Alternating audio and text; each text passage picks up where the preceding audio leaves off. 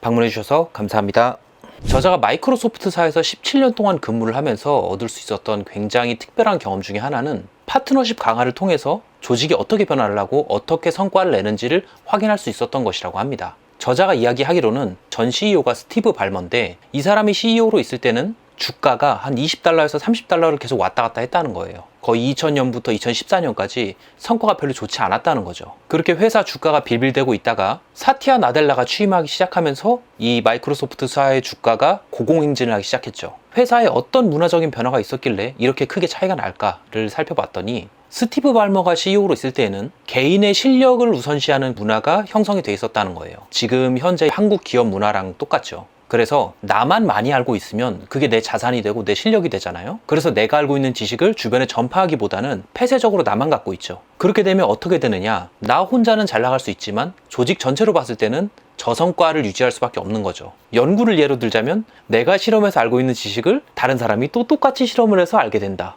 이렇게 생각을 해보면 굉장히 시간과 비용이 마이너스가 되는 부분이 있죠. 그에 반해서 사티아 나델라는 개인적인 실력 우선주의보다는 공동체적인 실력 우선주의를 지향했다고 합니다. 그래서 조직 구성원 간에 서로 알고 있는 지식들을 공유하게끔 만듦으로써 굉장히 빠른 시간 내에 조직의 역량을 키울 수가 있었던 거죠. 이렇게 조직의 역량이 빠르게 성장하다 보니까 당연히 고성과를 내기가 쉽게 되고, 그것이 실적으로 연결돼서 기업이 빠르게 성장할 수 있게 되는 거죠. 근데 특히 이런 기업 문화는 애자일 경영 문화에 더 적합합니다. 왜냐면 소규모 조직들이 변화에 빨리빨리 대응을 해야 되는데, 이 소규모 조직들이 빠르게 역량을 키우기 위해서는 서로가 가진 지식들을 빠르게 공유하는 것들이 필요하기 때문인 거죠. 근데 어떤 CEO건 간에 본인이 속한 조직의 역량이 빠르게 증가하는 것을 바라지 않을 사람이 없겠죠. 이 사티아 나델라는 어떤 제도를 도입했기 때문에 이런 것들이 가능하게 되었냐를 봤더니, 이 CEO 같은 경우에는 파트너십을 강화시키기 위해서 이러한 파트너십 마인드셋을 성과에 반영을 시켜버립니다. 그래서 개인들을 평가를 할 때 이런 평가 지표들이 들어가게 되는 거죠. 당신은 성장 마인드를 가지고 일을 했습니까? 그리고 당신은 다른 사람의 성장에 어떤 도움을 주고 다른 사람으로부터 어떤 도움을 받아서 이런 성과를 달성했습니까? 라는 이런 지표를 평가에 포함시켜버리게 된 거죠.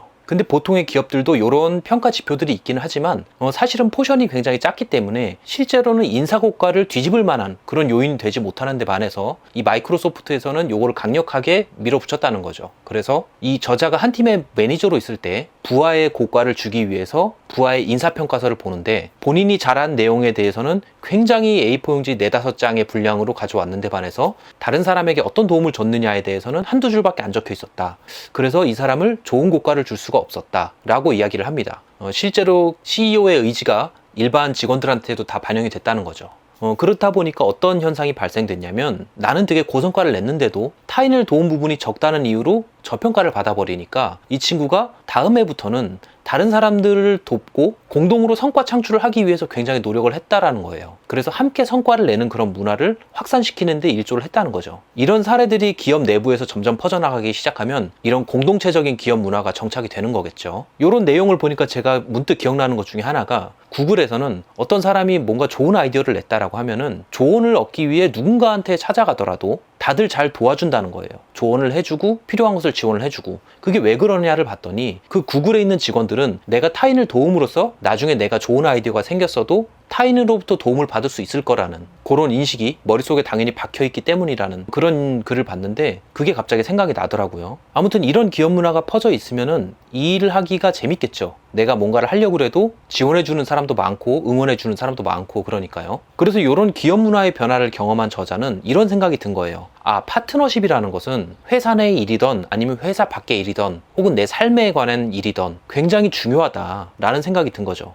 왜냐면 크게 두 가지 측면이 있어요. 첫 번째는 이런 파트너십 문화를 강화를 하다 보면은 내가 가진 지식을 전파하잖아요. 내가 최고의 지식을 가지고 있던 아니던 간에 타인이 모르는 지식을 내가 전파한다라는 것 자체만으로도 나의 영향력을 키울 수가 있죠. 그리고 두 번째는 내가 파트너십을 통해서 사람을 얻는다는 측면이 있는데, 내가 사람을 얻는다는 거는 믿을 만한 사람들이 내 주변에 배치된다는 의미고, 요거는 어떻게 보면 내 행복도를 증가시키는 일이 될 수가 있죠. 나를 지지해주고 응원해주는 사람들이 내 주변에 있으니까요. 그리고 이런 주변의 지지와 응원은 굉장히 중요한 특성 하나를 향상시켜 주는데, 그게 바로 회복 탄력성입니다. 그러니까 내가 엄청 힘들거나 좌절스러운 일이 있을 때 빨리 극복할 수 있게 만드는 그런 힘을 제공을 해준다는 거죠. 그래서 이 파트너십을 강화하려면 어떻게 해야 되느냐.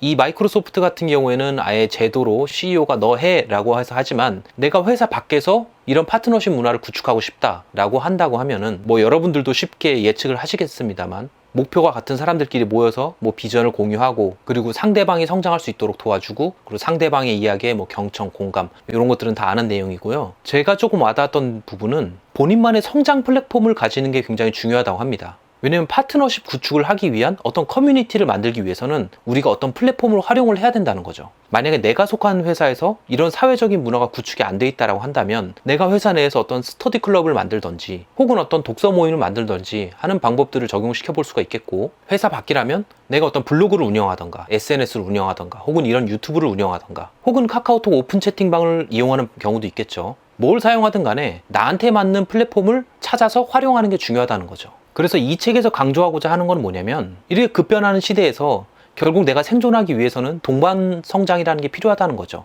그리고 제 생각에는 이런 동반 성장을 하기 위해선 누군가 스타트를 끊어줘야 되잖아요. 근데 그 스타트를 끊어줄 수 있는 사람이 타인에게 어떤 가치를 줄 수 있는 사람이고, 그런 사람이 되어야 된다는 거라는 거를 저는 느꼈습니다.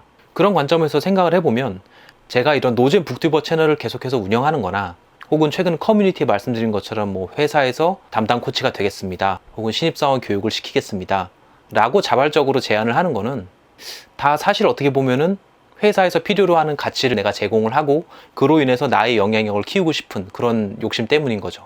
근데 이런 활동들이 어떻게 보면은 조금 괴짜 같은데, 사실 중요한 건 이거예요. 중요한 거는 잘하느냐 못하느냐가 아니라, 내가 속한 회사나 어떤 조직에 내가 긍정적인 가치를 주려는 모습을 보이냐 아니냐가 중요하다라는 그런 생각을 해요. 그래서 남들이 아무도 안 했던 것을 시도하는 것만으로도 요건 의미가 있는 거죠. 그래서 여러분들도 한 번쯤 해보셨으면 좋겠어요. 남들이 다 하는 거를 하는 거는 별로 티가 안 납니다.